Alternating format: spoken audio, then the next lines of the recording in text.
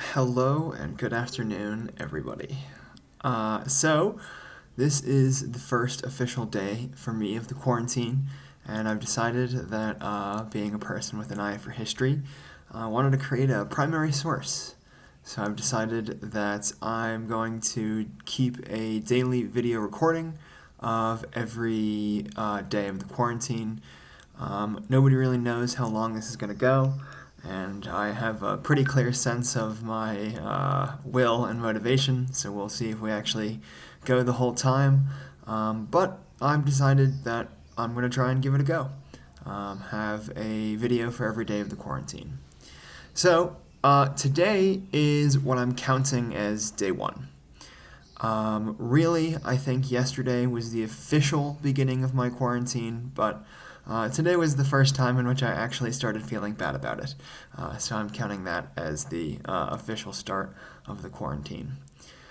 So here for day one, I just kind of want to give an account of what it was like, what the sort of buildup was like, and sort of how we got to this point. Being in Mexico, this part of the story I think is a little bit different from other people's cases. So yeah, well, this started as basically everything else starts as a meme. About a week and a half ago, maybe 2 weeks ago, I remember somebody showing me, it was probably Reddit, I get everything from Reddit. I remember seeing a meme of like the true effects of the coronavirus, and it was a person holding, like, doused in the beer Corona, passed out on like a warehouse floor or something, and I was like, haha, how funny. I actually was doing, I remember about a month ago, just a month and a half, probably like a month ago, I was doing a unit with one of my students, with one of my classes, about medical experts. And this is when I first started hearing about the coronavirus online through NPR, and I think I had seen something through an ad on New York Times or something.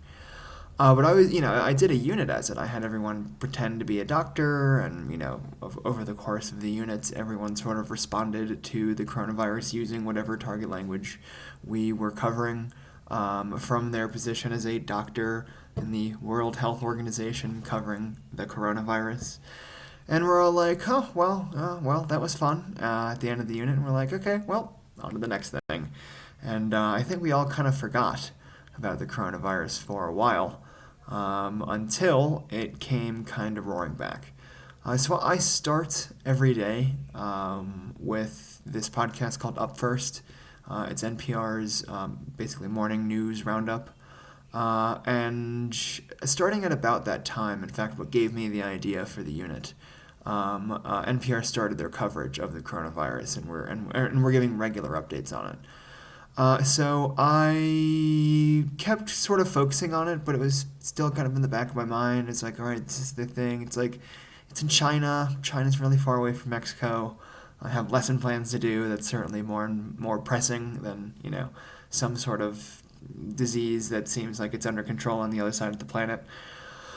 But yeah, I kept following it on NPR, and every day it seemed to get worse and worse. I remember at the beginning they were like, yeah, there's this disease or there's this, sort of outbreak of this disease called the coronavirus, and it's in China, and like a few people have it, but like it seems like it's under control. The Chinese are building like a new hospital to deal with it in Wuhan, and it's like, okay, yeah, whatever. The next day, it seemed to get worse. It was like, okay, well now like 100 people have it, and like one person died, but like it still seems like it's under control. Not necessarily a problem, but this is something we're gonna keep our eye on. It's like, okay, all right. Next day, bunch of more people have it, bunch of more deaths, and it basically just kind of spiraled from there. The sort of next piece of breaking news was like, okay, now it's in. I don't think Washington was the first place it went. It went to other places, I think, in Asia before people started reporting that it was in the U.S. But then the sort of next big piece of news said, okay, now it's in Washington, and I think there was maybe one case in Oregon or California or something. I was like, Okay, well, Washington is closer than China, that's for sure. But I mean, I'm all the way down here in Mexico City. This is pretty far south. And again, like, seems like it's not that much to, get our panties up in a wad about. So yeah, not really anything to worry about. And then it just sort of spread and spread and spread and spread. It started to get more serious. The government started getting involved. Medical experts started getting involved. The World Health Organization started to get more involved. And yeah, I mean, but Mexico, I think, if I've learned anything about the Mexican character, I think it's a pretty laid back one, and I think that people were and are pretty slow still to sort of take this seriously. Last Friday is when the government took the first big step. They canceled all public schools, and then I was pretty angry because it wasn't until this week actually, because Monday was a national holiday. It's the birthday of the first president, Benito Juarez. On Tuesday is when my school finally shut down. And it was weird because I had my morning class, 7 to 8:30 in the morning. And then at like noon or like 1 o'clock, just abruptly, like everything got canceled. I mean, that's a good thing. I'm definitely glad that it's canceled, and I mean, now everything is online. But definitely pretty slow to do it, at least in comparison to the rest of the world. In fact, Mexico is still getting hit pretty hard in terms of criticism from the rest of the world and, on their response. The president, Andres Manuel Lopez Obrador, he kind of made a bunch of people angry, including me, a few days ago. A reporter asked him some version of the question, "What are you going to do to deal with this?" Or like, "How can people themselves stay safe?" And he like brought out these two amulets and said like, "These amulets will keep you safe." And I was like, "It's not how that works, man." But yeah, so that's basically how we got to where we are now. In terms of preparation, I mean, I'm prepared. I've been prepared for a few days. I went to the store a few times over the few days before officially starting quarantine yesterday, and things were pretty tranquil.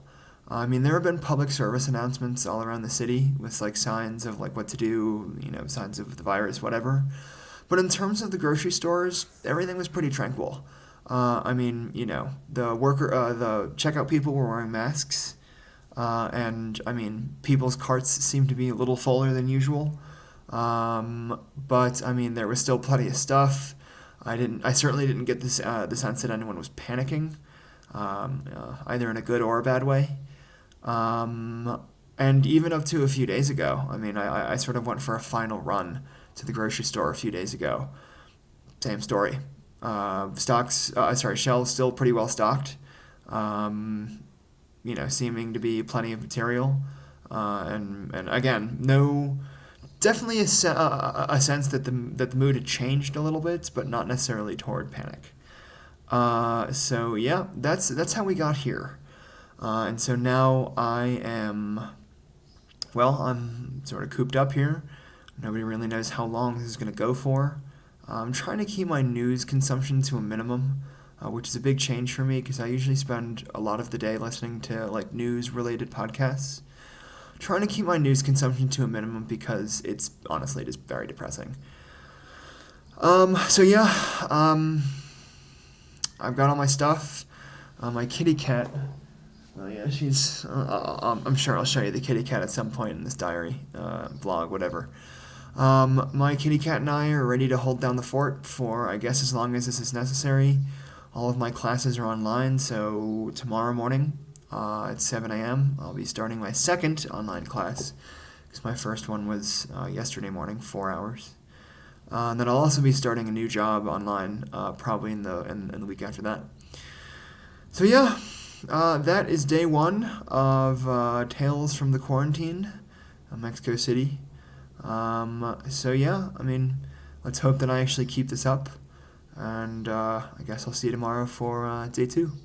All right, see you then.